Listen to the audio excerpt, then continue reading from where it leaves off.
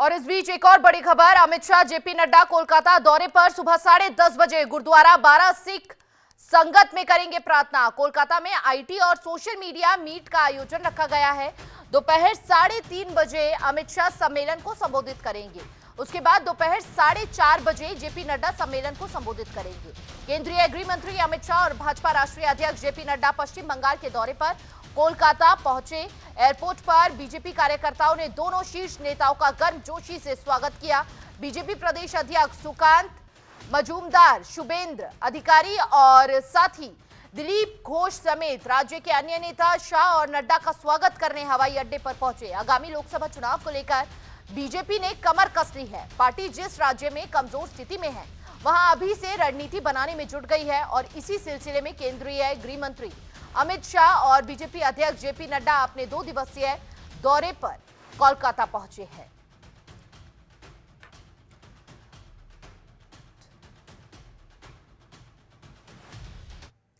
और ज्यादा जानकारी के साथ संवाददाता दीपक चौबे हमारे साथ लगातार बने हुए हैं।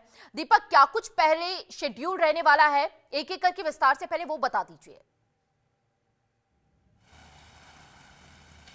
जी देखिए, जेपी नड्डा जब पहली बार होगा, मुझे याद है कि मतलब इस साल की बात की जाए तो दोनों जो नेता है, वरिष्ठ नेता है पार्टी के, वो पहली बार एक साथ पश्चिम बंगाल के दौरे पर पहुंच चुके हैं। हालांकि वो कल रात को ही पहुंच गए थे वहां पे। आज जो गुरुद्वारा है वहां जाएंगे, उसके बाद काली घाट मंदिर के दर्शन भी करेंगे।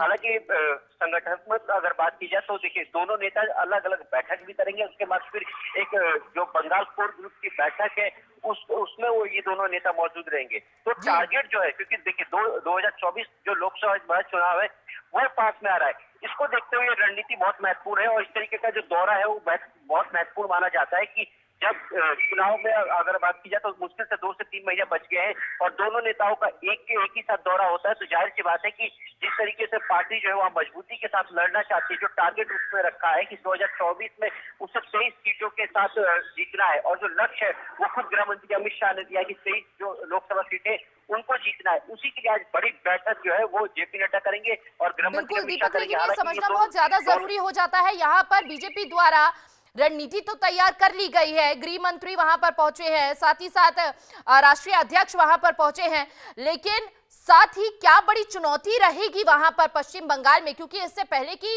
कई चुनावों में हमने तस्वीरें भी देखी है। अब उन चुनौतियों को कैसे पार लगाएगी? बिल्कुल, देखिए हिमानी, चाहे वो विधानसभा हो या पहले के 2019 के लोकसभा हो, दोनों में बहुत अंतर है। पिछली बार जिस आंकड़े के साथ बीजेपी सोच भी नहीं सकती थी उस आंकड़े का पार किया। उसके बाद कहीं ना कहीं बीजेपी विधानसभा चुनाव में कुछ कमी रह गई थी, इसलिए वो ढंग से जीत नहीं पाई थी। हालांकि मुख्यमंत्री ममता बनर्जी खुद हार गई थी शुभेंदु अधिकारी से, तो कहीं ना कहीं एक मैसेज तो था। और क्योंकि देखिए वोटर जो है बंगाल का वो साइलेंट वोटर है, जो वो लोकसभा में जो एक तरफ बीजेपी की तरफ जाता है तो वही विधानसभा में ममता बनर्जी की तरफ जाता है। हालांकि जो पार्टी जो है वो पहले से अब और ज्यादा मजबूत हुई है, क्योंकि सुनील बंसल को जिम्मेदारी दी गई है। सुनील बंसल अगर देखा जाए तो यूपी में, और इसीलिए वहां पर सबसे पहले गृह मंत्री अमित शाह और राष्ट्रीय अध्यक्ष पहुंचे हैं, क्योंकि कोई भी कसर नहीं छोड़ना चाहते हैं। इस बार 2024 के चुनावों को लेकर जमीनी स्तर पर तमाम बड़े नेता उतर चुके हैं। क्योंकि बहुत बहुत शुक्रिया दीपक आपका तमाम जानकारी साझा करने के लिए।